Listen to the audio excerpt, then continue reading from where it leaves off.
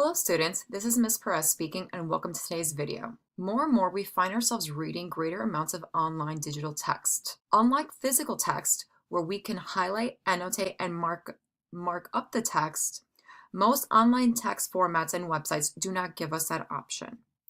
So we need to be clever and to change our approach. One way to do this is with the help of a powerful strategy called reading with a question in mind when reading digitally. And our purpose or goal throughout is to keep a big question in mind while exploring online nonfiction articles on current events. I've already gone ahead and selected the article that I'm going to model for this video and strategy. The article is called Jim Crow and the Great Migration. And the reason that I selected this article, Jim Crow and the Great Migration, is because I want to start building your background knowledge on African American history, as it is African American History Month. And this is going to be one of many articles that we're going to be reading on this topic.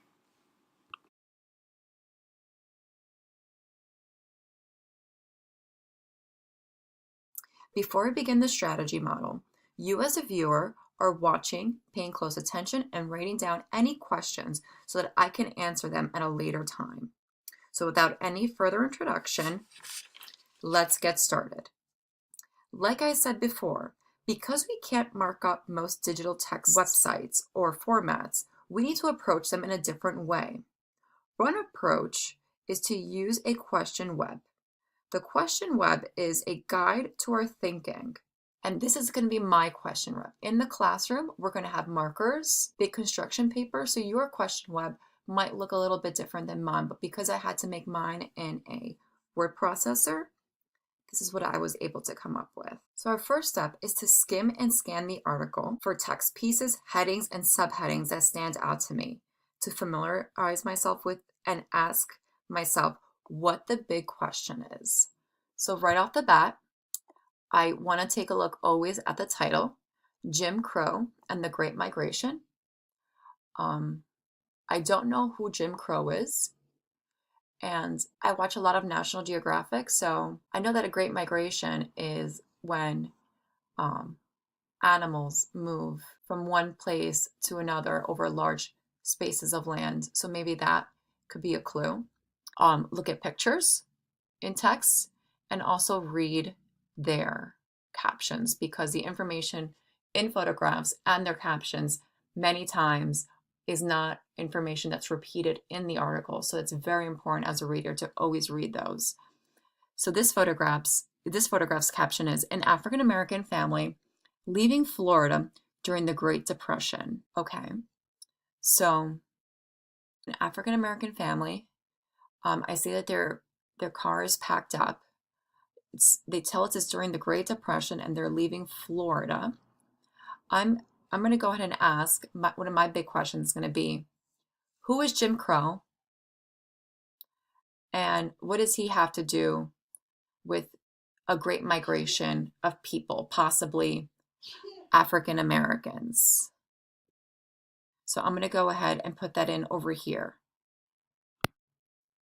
So now, if I'm a student or a pair of students working together, now that I have my big question here, I'm going to start going through this article, skimming, scanning, and then reading in more details for detailed information to fill out my question web and answer my big question or questions. So who is Jim Crow and what does he have to do with the migration of African Americans?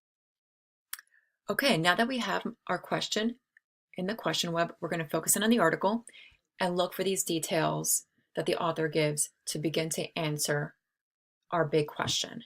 As I read carefully and more in a detailed manner, in chapter 3, I started to find some of the answers to my question, and it reads, in the 30 years after the Civil War, African American lives changed.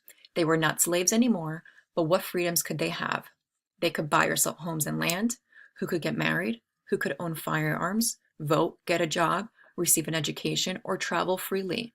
For a little more than 10 years during Reconstruction, after the Civil War, African Americans could do many of these things. But when the Northern armies left in 1877, everything changed. These were the years when white Southerners returned to power. Redemption meant controlling Black bodies and Black minds.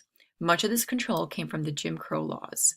These were town, city, state laws that demanded that whites and Blacks must be segregated. This is a very important piece because it answers who is Jim Crow. So he's not a person, but it's actually a set of laws that was put in place by white Southerners when the Northern armies left, and it was put in place to segregate African Americans from their white counterparts and to also again start controlling them physically and mentally. So there's a detail that I'm going to go ahead and add to my question web. And this is an image. It's very important to look at images of an African American, I think at a bus stop, and he's in the colored waiting room. I'm going to continue on reading. Then came Plessy versus Ferguson in 1896. In this case, the Supreme Court said that separate was equal. Segregation was allowed, and it would take 58 years for the Supreme Court to change its mind.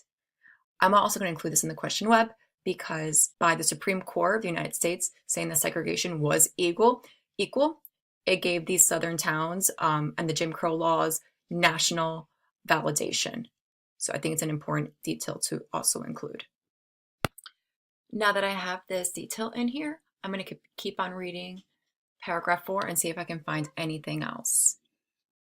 In 1954, the court said that separate was not equal in the Brown versus Board of Education decision. But for 58 years, African Americans had to educate themselves and learn how to protest.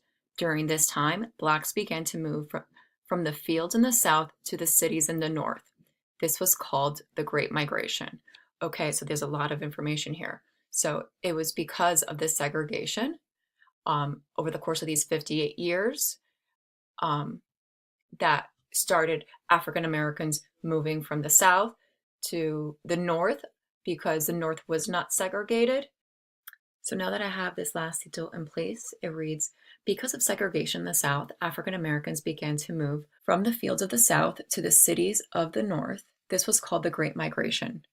I'm going to keep on reading on here in this article and see if there's any details that can give us more information on the Great Migration. After the subheading moving on up, it reads, the first Black migration occurred between 1905 and 1930.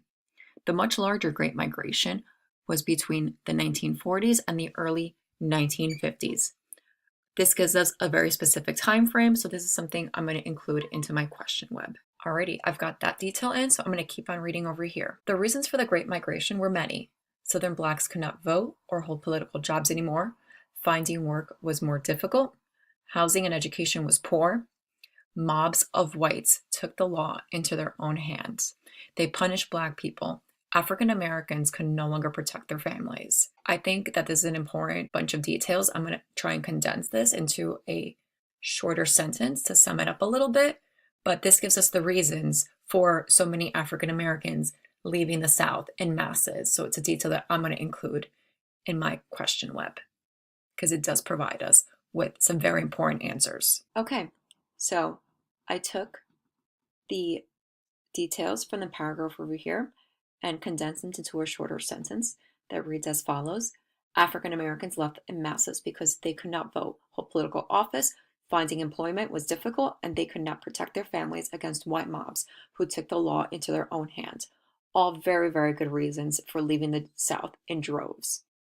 With this set of details, we have fully answered the big question. We've answered who was Jim Crow.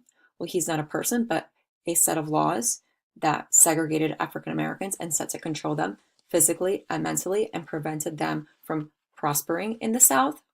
And it was those set of laws that suppressed them so much that it literally drove them out of the South in masses to the cities of the North. Please write down any questions that you may have so that when you come to class, I can answer them. When you do this on your own in pairs or in groups, you will read through the entire article to fruition and put in as much details as you can to answer these questions. This is an excellent strategy to use whenever you're reading online digital text. I hope you found this information useful.